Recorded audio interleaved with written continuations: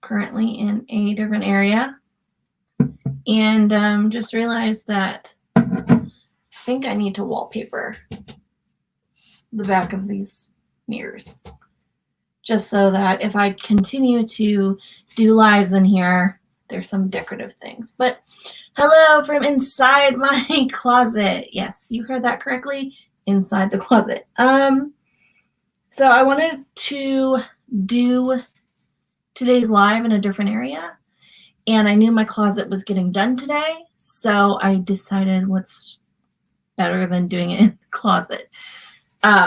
Not metaphorically, just letting you know. But figuratively.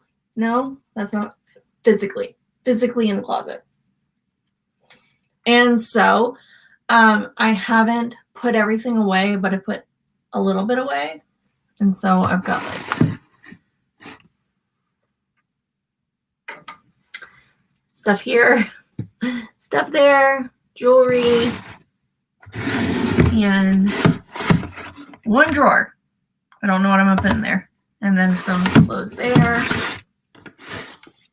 And I'm eating a pickle, so I'm sorry. I know this is live and I don't like that.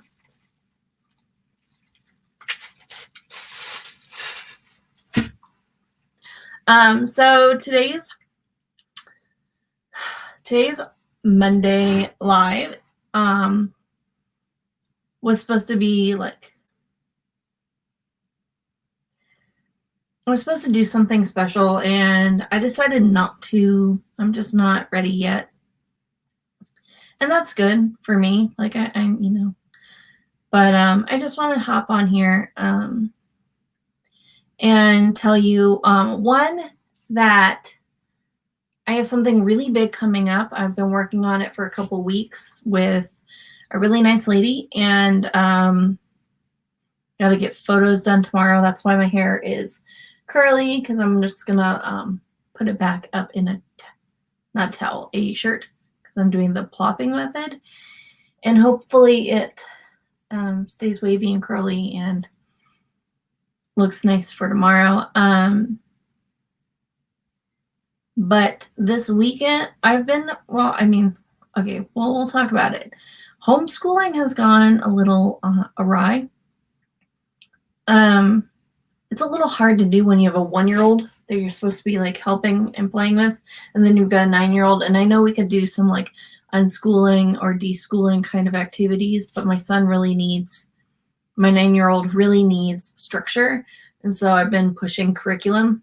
But I think I'm gonna start like using Scrabble and worksheets. Like today we did a worksheet on Indigenous People Day, and I told them that we're no longer celebrating Columbus Day because it's just a reminder of genocide. And I mean, really, does anybody want to be reminded of that? No. And so he learned about Indigenous People Day and learned the term Native is appropriate, not natives, because they're Native American, but also that the word American, which, you know, I just learned this, the word American came from an Italian word. And so we really need to figure out a different name for America, because we have North America and South America using Italian words to name our land, which I know in the grand scheme of things is not like super important, but like I think going forward for our country and for our continents is to accept that Christopher Columbus and a whole bunch of people have done some really messed up things. Accept the change of taking things down that represent pain, suffering, and murder, and pushing forward love. And I know that a lot of people are going to come on and be like, no, I don't want to do change. Here's the thing, though. You want to teach your kids love, right?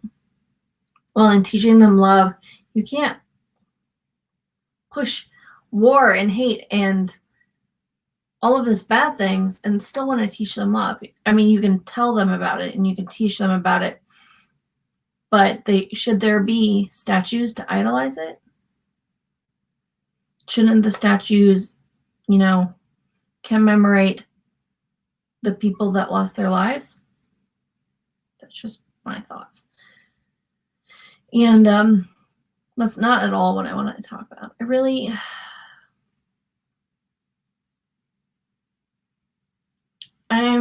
having, it's talking about my son. So my 9-year-old. He has ADHD and epilepsy, and I really think he has anxiety or some mental health concerns. And so I'm trying to really struggle on which path I want to take with him, because he is on seizure medication, and that I don't know if our state is the right state medically for him, if you catch my drift. I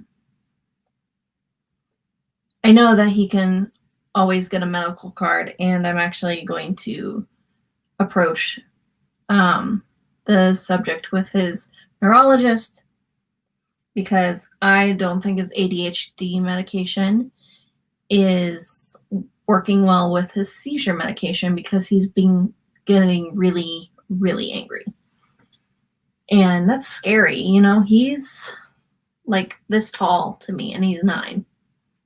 He's going to be taller than me, and he's going to have these episodes, and I'm scared that, he might have an episode so bad that he knocks me on my butt and I get hurt, or that he's never physically harmed me, but just like screaming and just being overall upset and tantrums. We've dealt with tantrums a lot lately. And we've traded out some of the ways that we were disciplining, and it doesn't matter which kind of disciplinary route we take with him. It almost always ends with a full-blown meltdown. And so I realized, this might be medicine inducing. Most seizure medicines can cause aggressiveness, and I'm just actually going to look up I'm going to look up the side effects to his medicine. So he's on Lamictal. He's on 175 milligrams per day.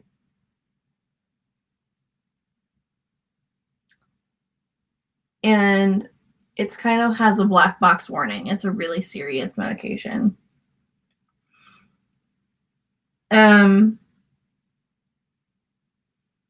It can deal with people who have bipolar disorder. I don't think he has bipolar disorder, but I do think that it is causing a lot of strife in my kid. And I don't know if I don't want to be considered, oh, she's a holistic mom, blah, blah, blah. Like, that, like, you're going to treat it with, there's like people that make fun of essential oils. Essential oils work. They might not work for everything, but they do stave off a lot of symptoms that we have. And I'm not going to go down that route. I'm thinking my son needs a medical card. His epilepsy hasn't been bad unless he's starting to have them at night, which we don't know. We are going to purchase a Nanette. We have it for Killian. We're actually going to put one in JB's room too. And so that we can observe his sleep pattern. And so that we know, like, is he having seizures in the middle of the night? And if so, then we can treat it with a different preventative, because if he's having breakthrough seizures through his medicine, then that's serious, because he's on a very large dose. And then he's also on a ADD medication for epileptics. And I honestly don't think it's working. I think we need to bridge a different gap. because he's having anxiety and he's really stressed out and he obsesses over certain things. He can't get his mind around it. And it's just hard for him. And it's hard for him to maintain relationships with people, have full conversations. It's hard for him to just do, everyday life. And I want to give my kid the best I can. So, I'm struggling and I would love feedback. Right now the boys went to go get food. I'm very jealous. So I'm struggling with that with the 9-year-old, James. Also, so here's something I didn't really want to talk about, but you know what? I'm brave enough to. On September 28th, my husband and I celebrated 7 years being married. And sorry about that, for my husband's present, I called a lawyer. Everybody's going, what?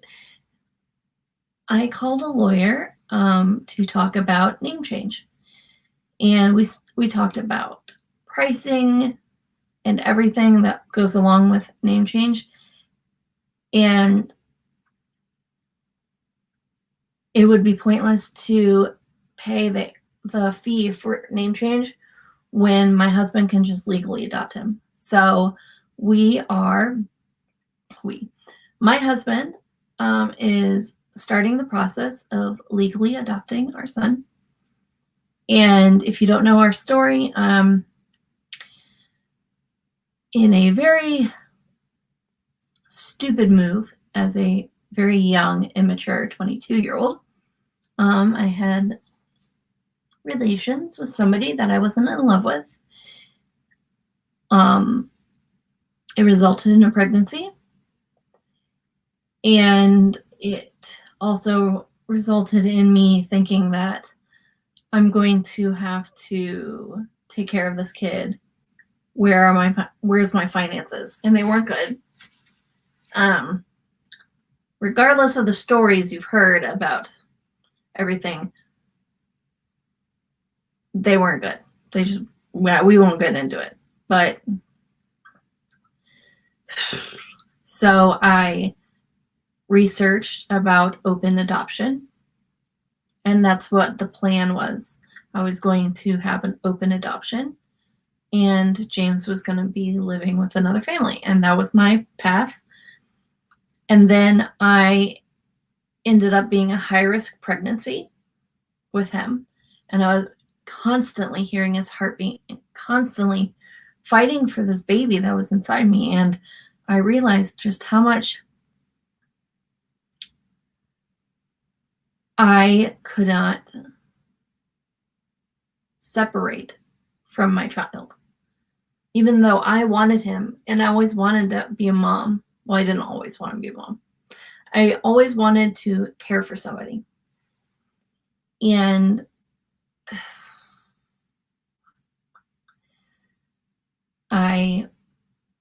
about 8 weeks in, before I gave birth, was like, I'm just going to have to do this on my own. I don't know how I'm going to do that. But I didn't tell anybody how I was feeling. And then I went into the hospital with James. And my dad came by to visit. And let me tell you, this man was very anti me being pregnant the whole time. Very anti. He was mad. Very mad the whole time. And we had a conversation and left that conversation as an open conversation that we would have when he returned from being on vacation with my mom. And when he came home, I was like, yes, I would like your assistance. And no, I will not be putting his biological father's name on the birth certificate, and no, he won't have his last name. And that's how James became James Clark, because there was no point in putting this guy's name on the birth certificate. He was gone. I knew he was not going to come back. Because he had my Facebook and he had all my information, and he never once made the first move. And so then I met my husband about 7 months after I had James, and then James met Ben at, I think he was 10 or 10 and a half months old. And they have been best buds since, like same tickle spot, which is very strange. And you know, this is the only dad he's ever known. Only dad praying that he ever knows, because I just don't know how good of an influence the other one would be. And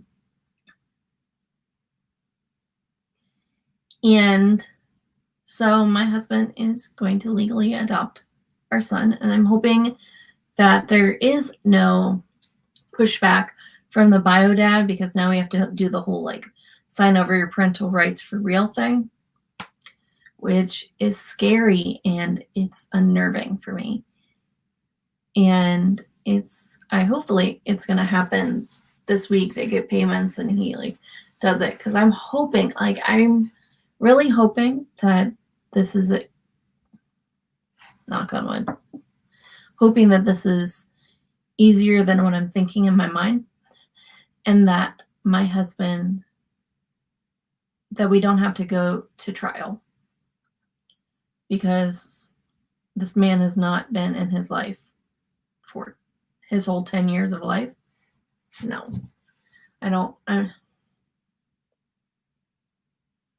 unless he can explain a couple of things, safety wise, don't know if I can trust him.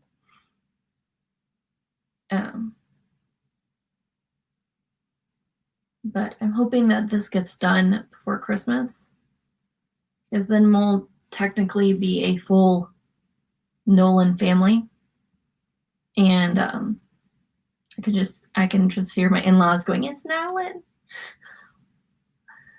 I think that's how they pronounce it. I don't know. I get all confused. Ben pronounced it the first way when we first got together, and I've been just doing what he did. Just don't come for me. It's not my fault. So yeah, that's really what we've been going through. Temper tantrums, and now I'm starting to think that maybe the increased temper tantrums are because he's hurt. So maybe we need to go to family therapy. That makes sense. Glad I could talk it out live for Facebook and YouTube to see.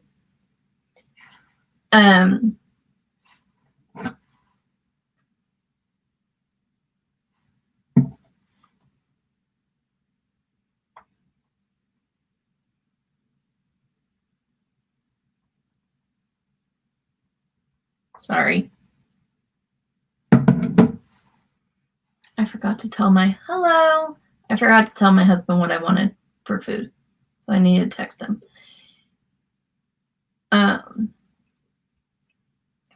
Another thing that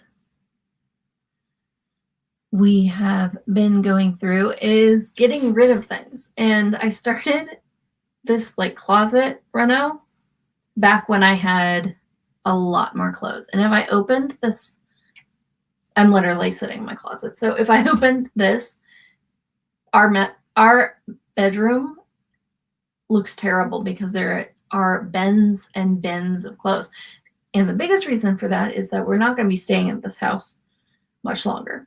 Hopefully, fingers crossed. I have a meeting set up very soon to talk with some financial people about it. But I don't think we're going to be staying here much longer. I think we're going to fix up some things that I know are going to be beneficial to sell our home. And somebody's probably like, "You just got a custom closet." Yes, I did get a custom closet, and I am going to love the out of it until we move. But that'll all be handled in upcoming months. Sorry, got an itch. Yeah, I think that's gonna be it. I will film a closet tour when this is all done and when my new light gets in and my rug, and I am gonna get a little like ottoman. I don't have a big closet, but there's enough for a rug and like a little ottoman and a new light to go in. And that's about it. So yeah, I guess I will end this now, and I will you'll see my work brain. I guess I will see you guys next week for another installment of Moms on Monday. And thank you so much for watching. Love you guys. Bye.